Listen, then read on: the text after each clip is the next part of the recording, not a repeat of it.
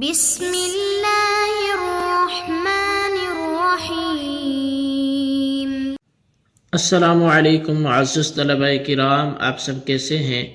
آج ہم نور الانوار کے سبق نمبر 144 کو پڑھیں گے۔ آج کے سبق کا عنوان ہے نہی کا بیان۔ آج کے ہمارے سبق کی عبارت وَلَمَّا فَرَغَ الْمُصَنِّفُ عَنْ مَبَاحِثِ الْأَمْرِ سے شروع ہوتی ہے۔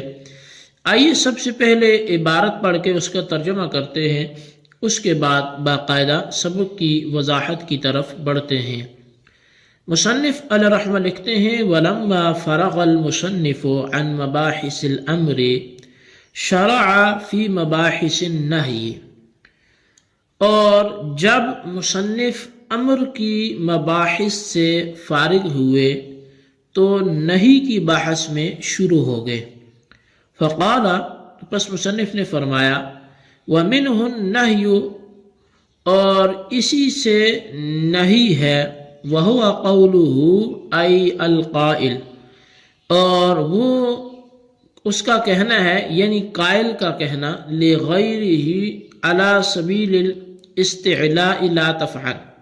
قائل کا اپنے غیر سے بطور تعلی کے لا تفعل کہنا، یعنی ان النہی کالامر فی کونہ من الخاص، یعنی نہی بھی خاص ہونے میں امر کی طرح ہے، لأنہ لفظ وضع لمعنى معلوم وهو التحریم، اس لیے کہ نہی بھی ایک ایسا لفظ ہے جو معنی معلوم کے لیے وضع کیا گیا ہو اور وہ تحریم ہے۔ وَيَأْتِي الْقَیودَاتُ كَمَا مَضَىٰ فِي الْأَمْرِ، اور اس کی بھی ایسی ہی قیودات ہیں جیسے کہ امر میں گزر چکا، غیر انہ وضع قولہ لا تفعل مکان قولہ افعل، سوائے اس تبدیلی کے کہ یہاں پر لا تفعل کو وہاں جو افعل تھا اس کے جگہ پہ رکھ دیا گیا ہے۔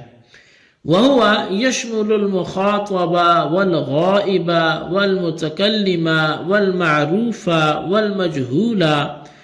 اور یہ شامل ہے مخاطب کو اور غائب کو اور متکلم کو اور معروف کو اور مجہول کو۔ وَإِنَّهُ يَقْتَضِي صِفَةَ الْقُبْحِ لِلْمَنْهِ عَنْهُ ضَرُورَةَ حِکمَةِ النَّاہِ، اور یہ نہی منہی عنہ کے لیے صفت قبح کا تقاضا کرتی ہے، ناہی کی حکمت کے ضروری ہونے کی وجہ سے۔ والحکیم انما ینہا عن الفحشاء والمنکر کما ان الحسن فی جانب الامر کذالک، اور حکیم حکمت والا وہ بے حیائی اور برے باتوں سے روکتا ہے، جیسا کہ جانب امر میں بھی حسن اسی طرح ہے کہ آمر بھی اچھی چیزوں کا حکم دیتا ہے۔ ثم ان فی النہی تقسیما بحسب اقسام القبح، پھر یہ کہ نہی میں تقسیم ہوتی ہے قبح کی اقسام کے حساب سے۔ وہو انہ اما قبیح لعینہ او لغیرہ، اور وہ یہ کہ جو بھی قبح ہوگا یا تو قبیح لعینہ ہی ہوگا یا پھر قبیح لغیرہ ہی ہوگا۔ وکل منہما نوعان، اور قبیح لعینہ ہی ہو یا قبیح لغیرہ ہی ہو،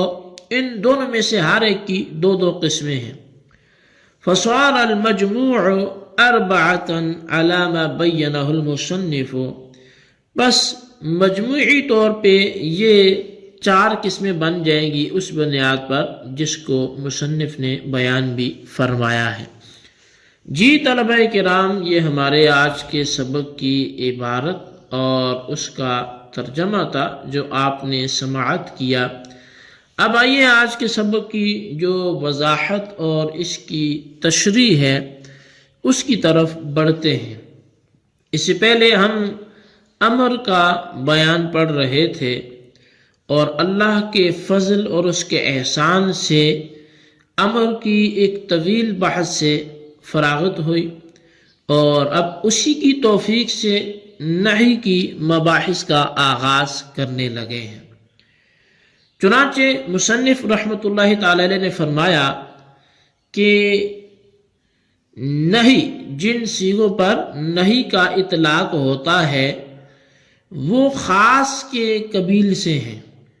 اور کسی آدمی کا اپنے آپ کو بڑا سمجھ کر، بطور تعلی کا مطلب ہے اپنے آپ کو بڑا سمجھ کر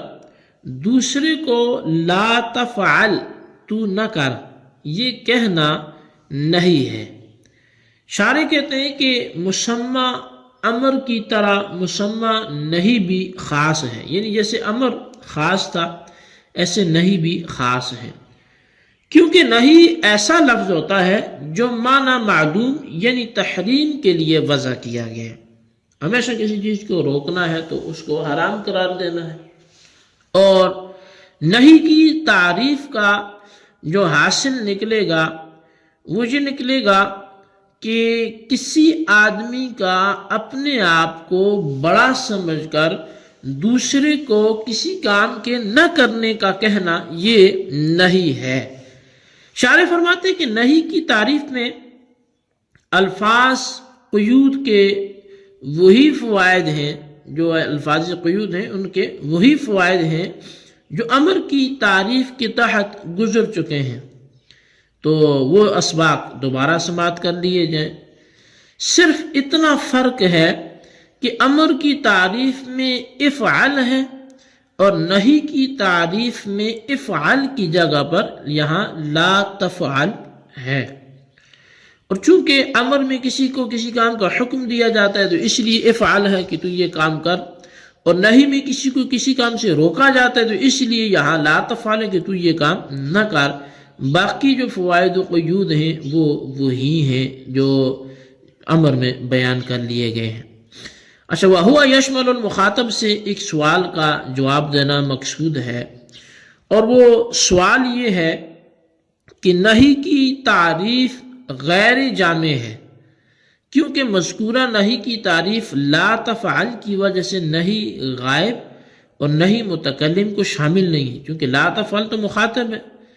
اس لیے کہ اس میں لا تفعل کا صیغہ مذکور نہیں ہوتا جو غائب ہوتے ہیں یا متکلم ہوتے ہیں،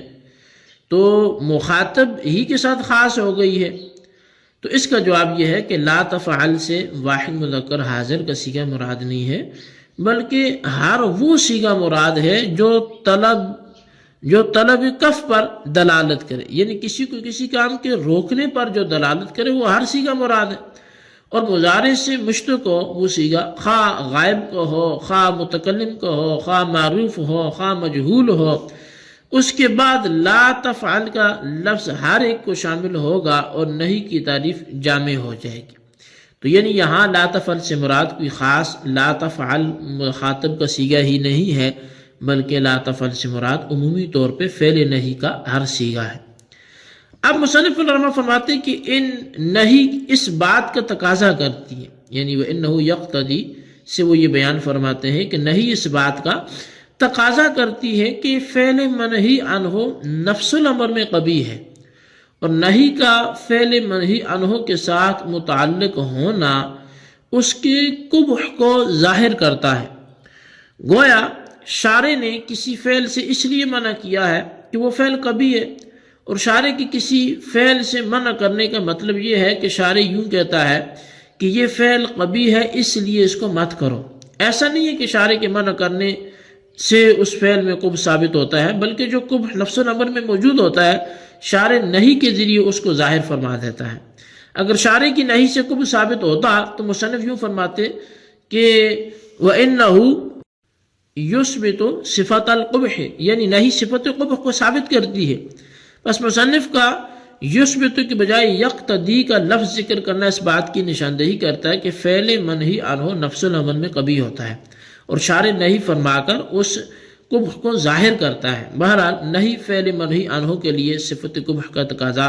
اس لیے کرتی ہے کہ ناہی کی حکمت اس کی متقاضی ہے، کیونکہ نہ ہی حکیم ہے اور حکیم بے حیائی کی باتوں اور بری باتوں سے ہی منع کرتا ہے، اور یہ ایسا ہی ہے جیسے امر فعل معمول بھی کے لیے حسن کا تقاضا کرتا ہے، کیونکہ عامر حکیم اور جو عامر حکیم ہوتا ہے وہ اچھی باتوں کا امر کرتا ہے، نہ کہ بری باتوں کا۔ تو شارح فرماتے ہیں کہ اقسام قبح کے اعتبار سے نہی میں ایک تقسیم ہے، اور وہ یہ ہے کہ اولاً قبیح کی دو قسمیں، کبھی لعینہ ہی اور دوسری کبھی لغیرہ ہی ہے، پھر ان میں سے ہر ایک کی دو قسمیں ہیں۔ اس طرح مصنف کے بیان کردہ کل 4 قسمیں ہو جائیں گی۔ جی طلبہ کرام، یہ ہمارے آج کے سبق کی عبارت، اس کا ترجمہ، اس کی وضاحت تھی، آپ نے سماعت کی۔ آج کے سبق کو اچھی طرح اس کو دہرا کر اس کو خلاصے کو رجسٹر پر ضرور نوٹ کریں، بالخصوص ان سوالات کے جوابات دیں۔ سوال نمبر 1 یہ ہے کہ وہ یشمل المخاطب سے کون سے سوال اور کون سے جواب کا طرف اشارہ کیا جا رہا ہے، وضاحت فرمائیں۔ اور سوال نمبر 2 یہ ہے کہ نہیں کی کس اعتبار سے 4 قسمیں بنتی ہیں، وضاحت فرمائے۔ اللہ تبارک و تعالیٰ سے دعا ہے جو کچھ ہم نے پڑھا سنا اسے یاد رکھنے کی توفیق نصیب فرمائے، آمین بجاہ نبی الامین صلی اللہ علیہ وسلم۔